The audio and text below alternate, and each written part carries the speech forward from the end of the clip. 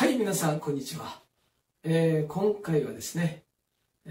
プロが解説手押しカンナの基本というタイトルがついていますが、この DIY の世界において、とても浸透してきていておなじみの小型手押しカンナ機ですね。結構皆さん他の動画を拝見していますと、しっかりと使い方をマスターされていらっしゃって、なかなか研究されてるなと、思う方も見かけますね。私のような職人から見ても、素晴らしいなと、感心するわけなんですが、今日はですね、皆さんが日頃マスターされている DIY の今一歩踏み込んだところ、職人目線で見たこの手押しカンナの使い方、基本というものを解説してみたいと思います。皆さんのこれからの参考、手助けになればと思いますので、どうぞ最後までご覧いただけましたら幸いです。はい、それでは実践の説明に入る前に一つ確認しておきたいことですね。木を切ったり削ったりする職人には黄金ルールというのがあります。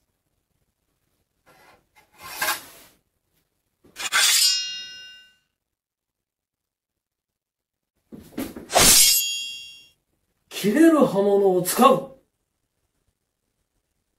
はい、ということで、この機械の刃物が切れるということは、より良い仕事に仕上げるためには当然のことですね。そして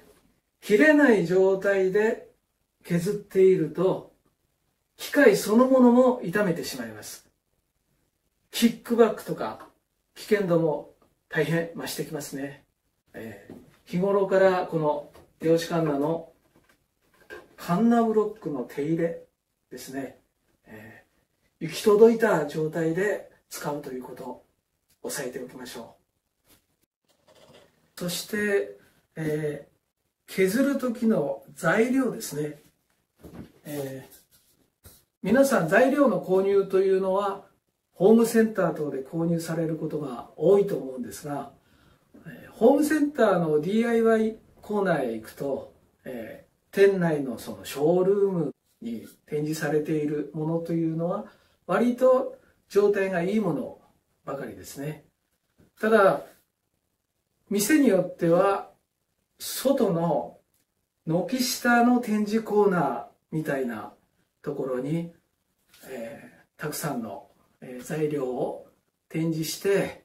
販売しているところもあります。そういうところはどうしても雨風の影響を受けたりしますね。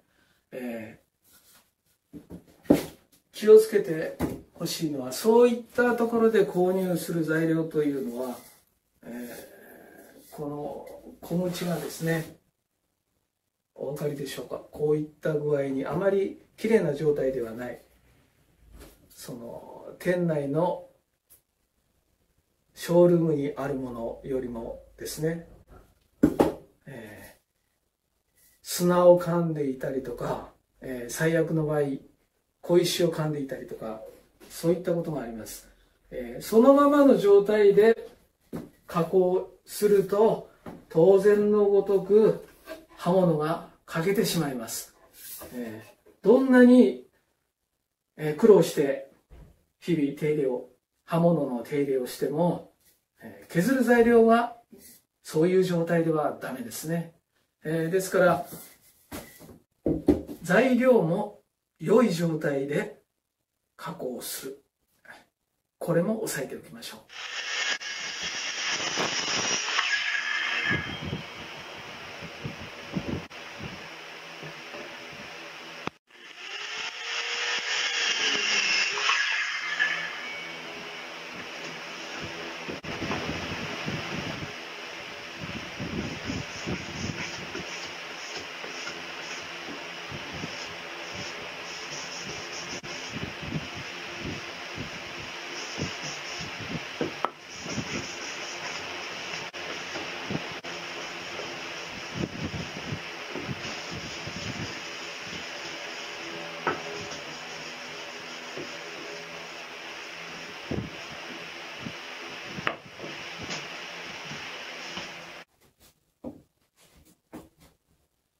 い、それじゃあいよいよですね、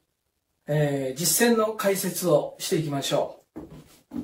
う。まず分かりやすいように安全カバーを開いて説明しましょう。もう皆さんこの手押しカンナというのが何であるかはお分かりだと思いますが、材料のこういった反りですね、反りを直したり、曲がりですね、曲がりをまっすぐにするという、ことができますね。平面を出すと言いますね。そして、直角上下に材料を当てて、可燃点を出すと言います。可燃点の可燃というのは、差し金の金から語源が来ていますね。この金の直角金の底辺を出すという意味で、私たちは可燃点を出すと言っています。それから自分がよく手押しカンナの有効的な使い方として活用しているのは、自動一面カンナに材料を通すと、いつもこのようにですね、段落ちといってわずかな段差ができますよね。0.2 ミリから 0.3 ミリと言いますけどね。これを直すために手押しカンナの削り代の設定をほんのわずかコンマ数ミリですね、半ミリぐらいかな、それぐらいに設定して自動カンナを通した材料をもう一度手押しカンナに戻して直す。もう一つ活用しているのは、材料にドリルで穴を開けるとき、どうしてもバリが出てしまうので、バリを出ないように下板を当てたりとかテープを貼ったりとかしますけど、それでも完全な綺麗な状態にはならないんですね。やはり同じように手押しカンナのわずかな削り代の設定で直すという効果的な使い方がありますね。半ミリなり厚めに設定しておいて、穴開けの処置が終わった後に手押しカンナで半ミリ落とすといった使い方を自分はよくしてます。はい、加工の時に皆さん手袋なんかはどうされてますかね。手袋、そんなものをしたことない。そういう人もいるでしょうね。手袋は必須だよ。そういう人もいるでしょうね。私の場合は、製材所で製材をしてきたばかりの材料、粗材と言われるものをですね、そのザラザラの状態のものをかけることがよくあるので、そういう時にはこういった手袋をしますね。最近は非常にフィット感のある素手感覚というものが売ってますから、活用するといいかなと思いますね。ただ、願わくば素手のまま加工した方が、加工する時の材料の振動が直接手に伝わってきて、いろいろなその安全面とか加工の技術面とか、素手の方が断然いいかもしれませんね。それは時と場合によっていろいろ見極めて使い分けたらいいのかなと思います。今日は自分は片手だけ手袋でやってみたいと思います。実践その1、木を読む。はい、木を読むというのはどういうことかというと、加工する材料がどういう状態か、その反りとかねじれ、曲がり、どういう状態になっているかよく見極めておく。そしてその見極めから加工の順番を自分で考察していくんですね。そして逆目を見るですね。削る面が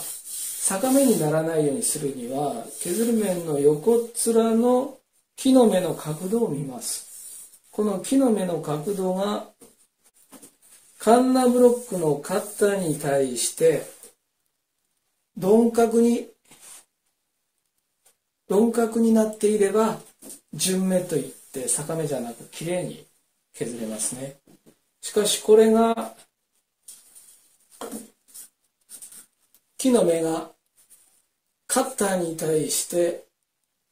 鋭角に入っていると、そのまま削ると木の目をめくるような感じになって逆目になってしまうんですね。この木の目の角度をよく見ながら木の目の腹を削るような感じで削る。これできれいな加工になります。そして分かりやすいように印をした材料がありますが、例えばこの A の面をまず最初に削るとします。そうした場合に横っ面を見ると、この B の面は木の目がちょうどカッターに対して鈍角に入っているので、うまく順目に削れますね。ただ手押しカンナの場合、この削った面を次に定規に当てます。 A の面を削りますね。定規に当てた時にこのまま削ると、今度は横っ面を見て分かるように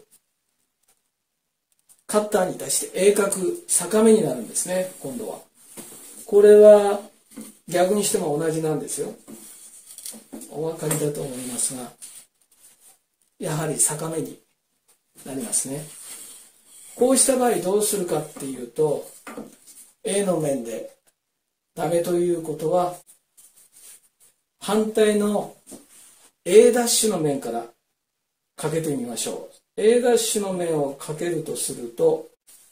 A' の面を横にして B の面を見ると鈍角になってますから、この状態で一度かけます。そしてかけた A' の面を定規に当てて削るときは、今度はうまくですね、鈍角になってますから、両方とも逆目にならず順目できれいに削れるということになりますね。こういったことも考えながら、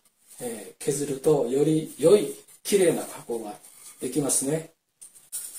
もっともそのカッターの刃が新品の状態の時というのは、逆目のままかけても割ときれいに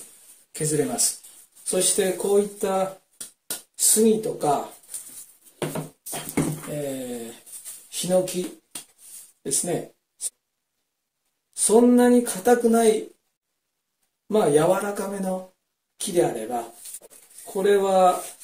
モアビ桜の一種なんですがとか、それからこれはアフリカブビンが非常に、これはですね、こういう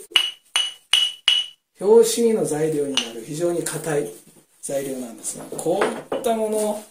ですね、逆目のままかけるとですね、新品の刃も逆目のままこういう型木をかけるともうすぐに切れやんでしまいますね。ですからできるだけ逆目にならないように削るということを基本ですね、基本はしっかりと押さえておきましょう。さて、加工の準備として必ずこういったシリコンスプレーですね、シリコンで常磐の滑りをよく定規もですね軽くかけておきましょう。滑りを良くして材料の流れをスムーズにすることでより正確な加工を促します。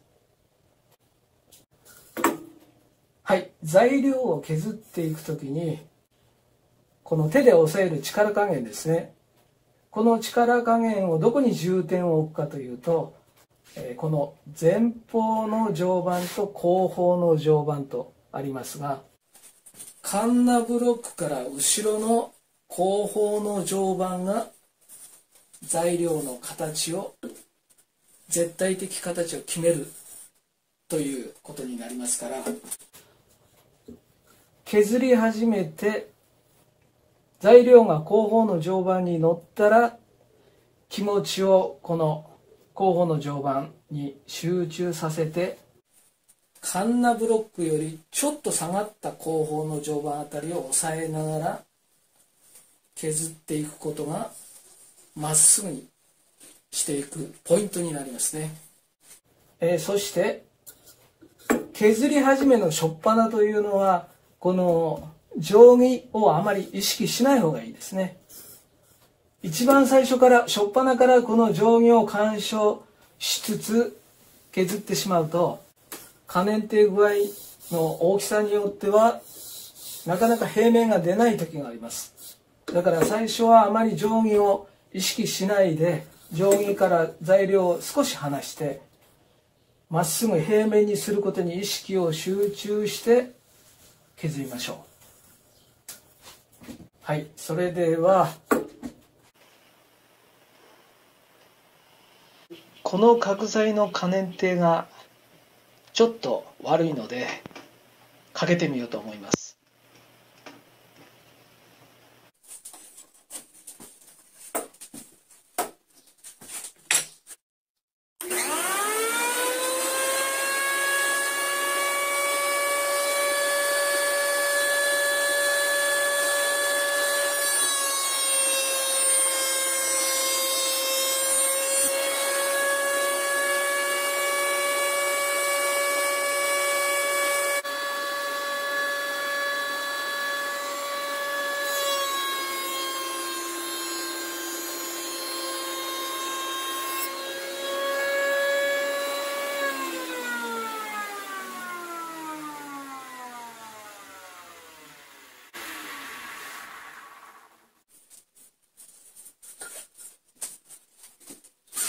さて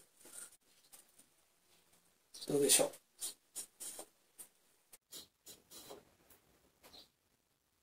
う。いいですね。実践その2、反り曲がりを直す。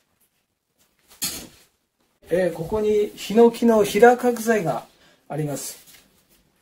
結構反り上がってるような感じになってますね。これをまず直してみましょう。この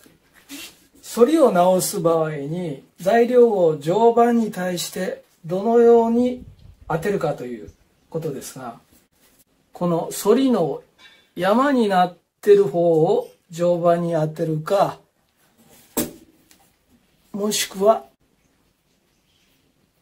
反り上がってる方を常磐に当てるかということになるんですが、一般的には反り上がった方を常磐に当てて直していった方がより効果的に直しやすいですね。ただ一歩踏み込んで言うと、この反り上がった方というのはより削れやすい。だから削りすぎてしまうということも往々にしてあります。私の場合はだからどちらかというとこの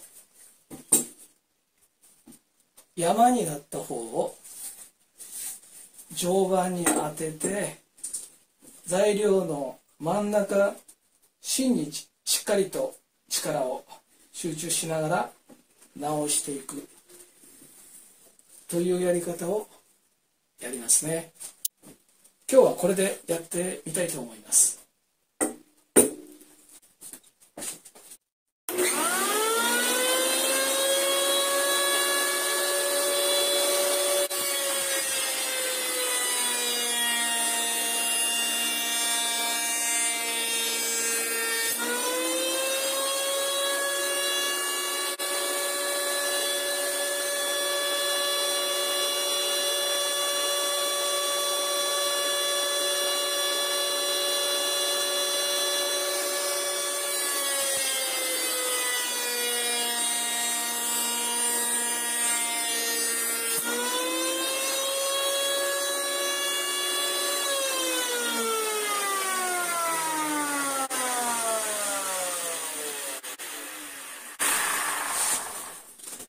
はい、上盤を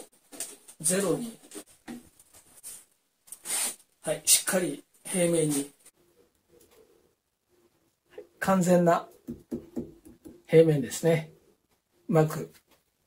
直りました。はい、次に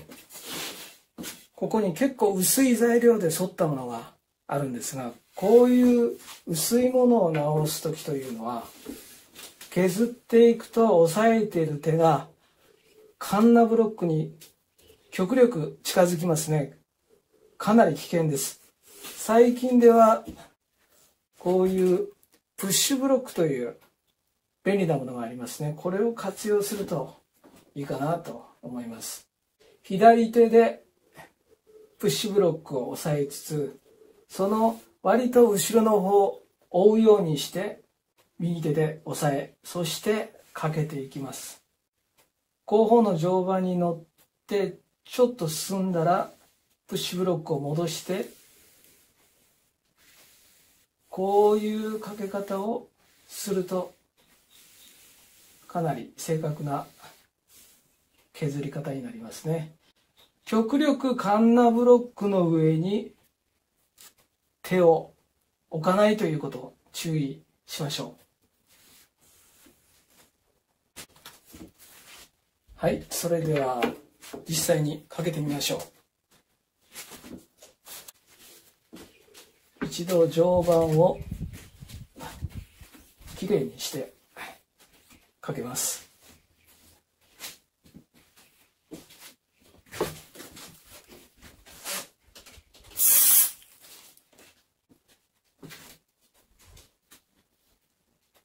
材料が結構薄いので、削り代も半ミリ程度で削ってみます。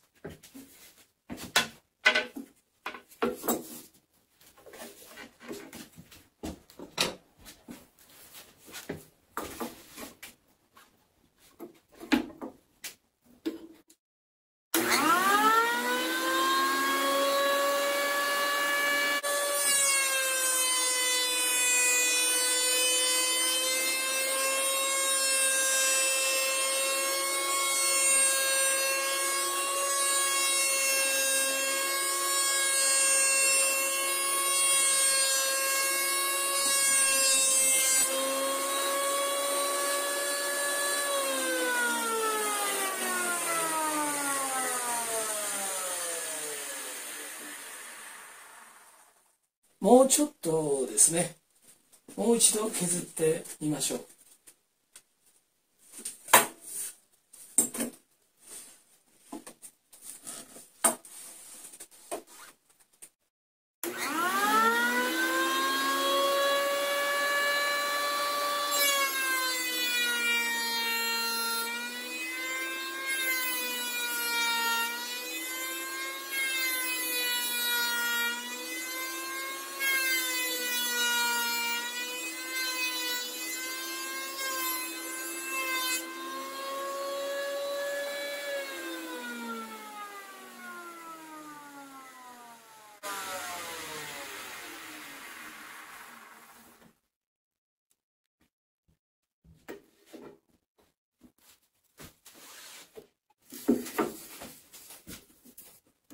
はい、いいですね。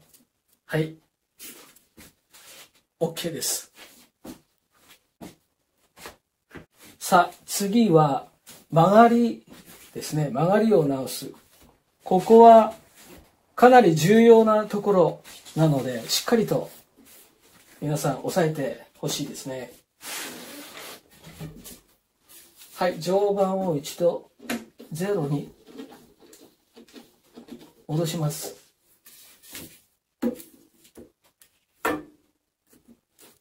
曲がりですね。このように材料がこう曲がってるんですね。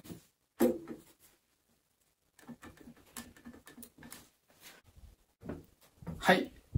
今ここに極端に弓なりになった材料を用意したんですが、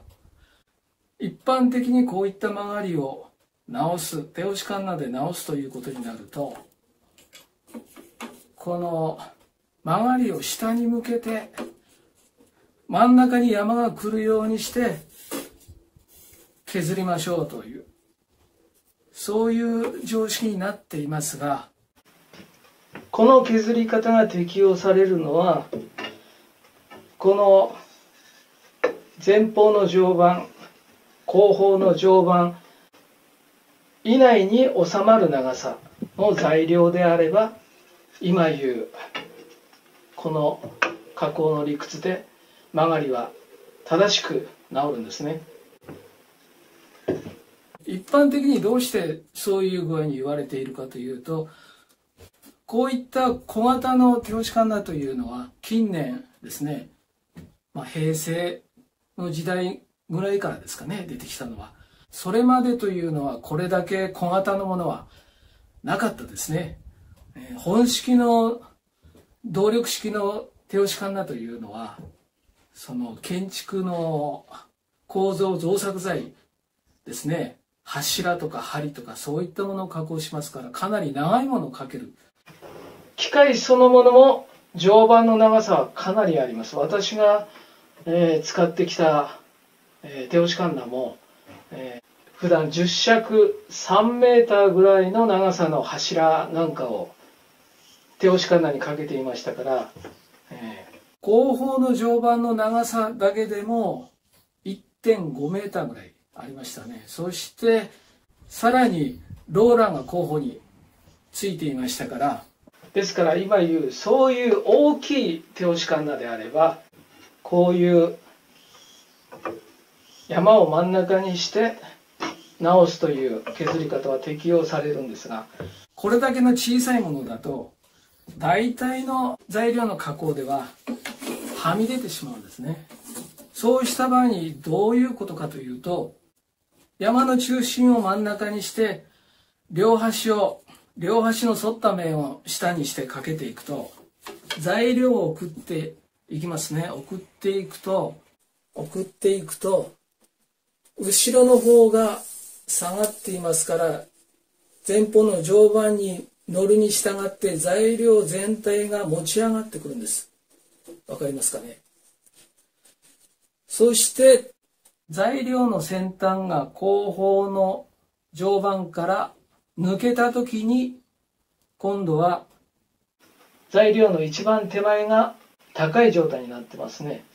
そして材料の先端はだんだん落ちていくんです。これではなかなか本当の正しいまっすぐな加工というのは、できないですね。多少の曲がりであればまあまあの、曲がりの修正にはなるんですけど、本当にまっすぐ正しいまっすぐな曲がりの修正をしようと思う時には、逆に両端が反り上がるような感じで先に真ん中を削って、少しずつ真ん中の方を削っていって、最終的にまっすぐにするというやり方をやります。はい、それじゃあですね、今言う曲がりの真ん中の山が下に来るようにですねして、この材料の曲がり、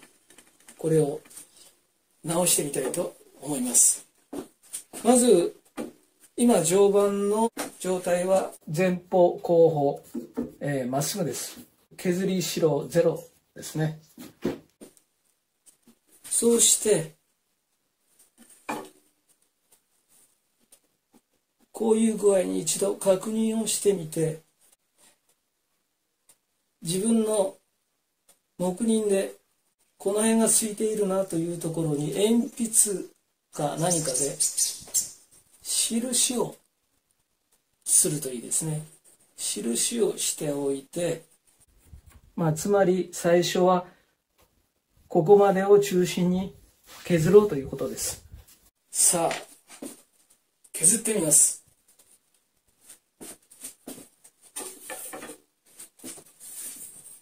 削り代はやはり1ミリをちょっと切れるぐらいに設定します。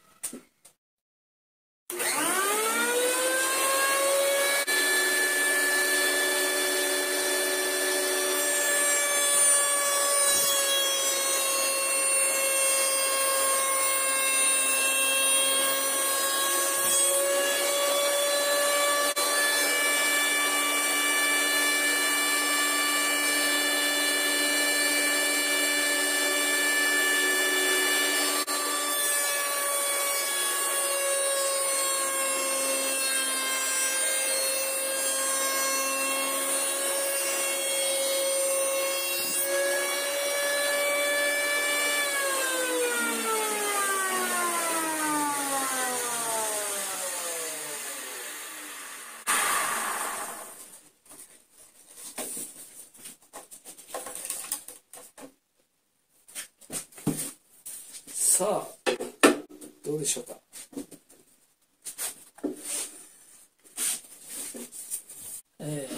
定板をゼロに戻して確認しましょう。ゼロですね。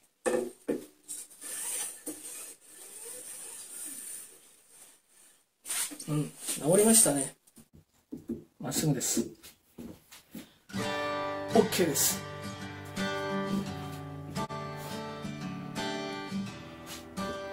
はい、ここまでの加工。この手押しカンナ、かけている時に、機械を使っている時に集塵機は動かしていなかったんですが、これは両尾の HL6A ですね、京セラなんですが、かなりの騒音ですね。この機械は集塵機をオンのまま動かすと、ちゃんとですね集塵ホースをつけて、集塵機に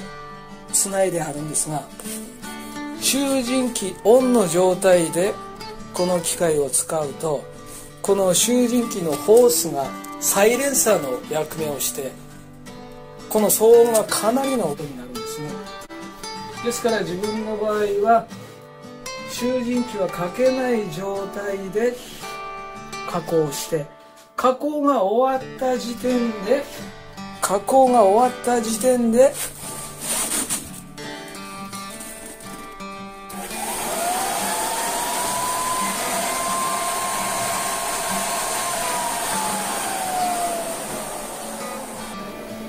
集塵機をかけるという、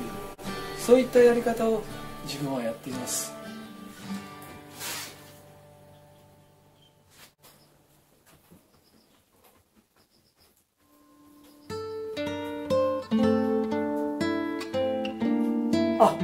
どうも。プロが解説、手押しカンナの基本、いかがだったでしょう。参考になったでしょうか。また機会があれば動画上げてみたいと思います。また遊びに来てください。